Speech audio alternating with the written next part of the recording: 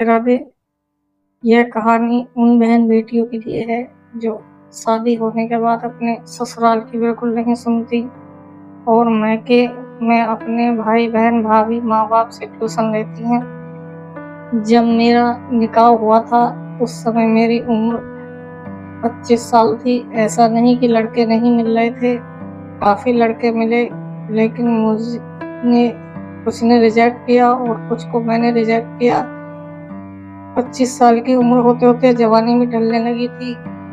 अब किसी भी कीमत में कोई लड़का निकाह करता, उसकी उम्र 25 साल से ज़्यादा होती।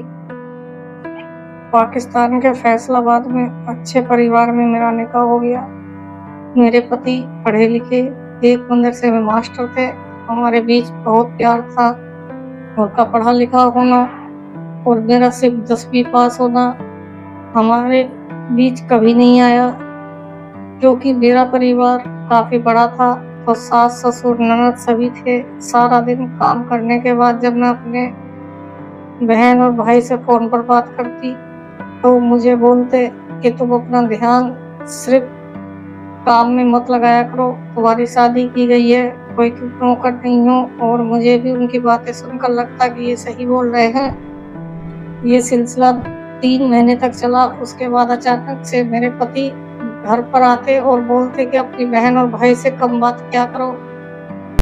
मैंने बोला क्यों, क्या हो गया ऐसा? इस पर वो कुछ नहीं बोले, लेकिन जब वो इस बंदर से जाते तब मैं रात की जगह दोपहर में ही उनसे बात करती। 4-5 दिन बाद वो मुझे मना किए। इस बार कहा कि ये तो घर तुम्हारा है, तुम्हें जैसे रहना है रहो, लेकिन किसी बाहरी कंपनी के घर में दखल सही नहीं होगा। जब मैंने अगले दिन ये बात अपने भाई और बहन को बताई तो भड़क गए और बोलो तो अभी घर आके उन्हें बताते हैं। काफ़ी बुरा भला बोला, यहाँ तक बोला कि तुम्हें कोई दिक्कत है तो आ जाओ यहाँ वापस।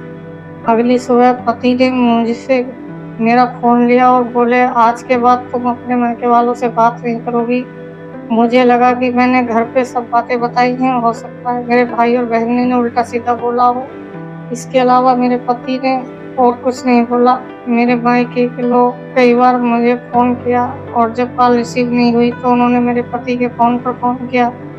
उन्होंने साफ मना कर दिया कि आप लोग थोड़ा कम हमसे कनेक्शन रखिए। इतने में अगले दिन मेरे घर के लोग मेरे ससुराल आते हैं और मेरे पति और घर वालों को बहुत सुनाते हैं। पहले तो किसी ने कुछ नहीं बोला। इसके बाद मेरे पति मेरा फ़ोन लेकर आते हैं और सारी बातें जो मेरी बहन से हुई, भाई से हुई, सबके सामने रिपोर्ट किया हुआ सबको सुनाते हैं। अब मुझे पता चला कि मेरे फ़ोन में सारी बात रिकॉर्ड होती थी, जिसे सुनने के बाद मेरे पति मुझसे बात करने के लिए मना करते थे। बात और बढ़ गई। मेरी बहन ने मुझे घर चलने को कहा और बोला इन सब से रिश्ता तोड़ लो। मेरे पति ने बोला ये घर तुम्हारा है, लेकिन मैं तुम्हें ज़बरदस्ती नहीं रोकूंगा, ये फैसला तुम खुद करो। तुम्हें तुम्हारे यहाँ रहना है, अपने मायके वापस जाना है, बस ये याद रखना अगर यहाँ रहना हो तो अपने मायके वालों से रिश्ता तोड़ना होगा, और अगर मायके जाना है तो मुझसे रिश्ता तोड़ना होगा। मेरे भाई ने बोला ऐसे परिवार में रहना जेल में बंद होने जैसा, तुम हमारे साथ चलो, इससे अच्छे घर तुम्हारी शादी होगी। मुझे भी लगा अभी सिर्फ 3 महीना हुआ है, ये स्थिति है, आगे पता नहीं क्या हो। मैं अपनी बहन और भाई के साथ मायके वापस आ गई। कुछ समय बाद उन्होंने तलाक के लिए अर्जी दी। मैं अंदर से डर गई और सोचा एक बार फिर से मौका दिया जाए, लेकिन तभी मेरी बहन ने मुझे मना कर दिया। तलाक के साथ ये मांग रखने को कहा कि शादी में लगे सारे गहने वापस कर दें और जो पैसे खर्च हुए वो भी दे दें। मेरे पति ने तुरंत ही शादी के सारे गहने दिए, साथ ही रिश्ते में दी गई अंगूठी भी लौटा दी और 3 हफ्तों में जितने पैसे खर्च हुए थे उससे ज़्यादा लौटा दिए। और तलाक का प्रोसेस शुरू हुआ और हमारा तलाक हो गया। 2 साल बाद उनका दूसरा निकाह हो गया। वो अपनी ज़िंदगी में आगे बढ़ गए। इस बात को भी 10 साल का समय बीत गया और मेरी उम्र 35 हो चुकी थी। मेरे पति ने कभी भी मुझसे ऊंची आवाज में बात नहीं की, न ही किसी और चीज़ की कमी होने दी। आज पीछे मुड़कर देखती हूँ तो लगता है कि मेरी बहन और मेरे भाई मुझे गलत बातें सिखाते थे। मेरे पति मुझसे बस ये उम्मीद रखते थे कि मैं घर तोड़ने का काम न करूं। आखिरी बार भी उन्होंने मुझे ऑफर दिया था, लेकिन मैंने अपनी मूर्खता से उसे ठुकरा कर उनके आत्मसम्मान को ठेस पहुंचा दी थी। तभी शादी के पैसे और गहने सब कुछ तो तुरंत वापस कर दिए। आज मैं अकेली हूँ।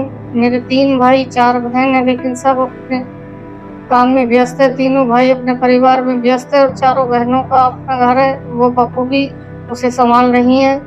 अगर सही समय पर मैंने अपने मन की बात सुनी होती, तो पति की बात मानी होती, तो आज मुझे ये दिन देखना न पड़ता।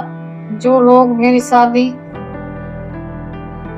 की ये कहानी पढ़ रहे हैं, अगर उनकी शादी या निकाह नहीं हुई, तो खास तौर पर लड़कियां, तो आप एक बात याद रखिए, आपका घर आपका ससुराल है, उसे आप पहली प्राथमिकता दीजिए, क्योंकि मायका सिर्फ माँ बाप के लिए होता है। भाई बहन आज नहीं तो कल अपने परिवार में व्यस्त होंगे, और अगर आप अपने भाई बहन की बात मानकर मेरी तरह अपना घर खुद तोड़ना चाहती हैं, तो मैके की बात मानिए, नहीं तो उतनी ही बात मैके में पहुंचाएं जितनी जरूरी हो। मैके के लोगों को भूलकर भी अपने परिवार में दखलंदाजी न करने दें।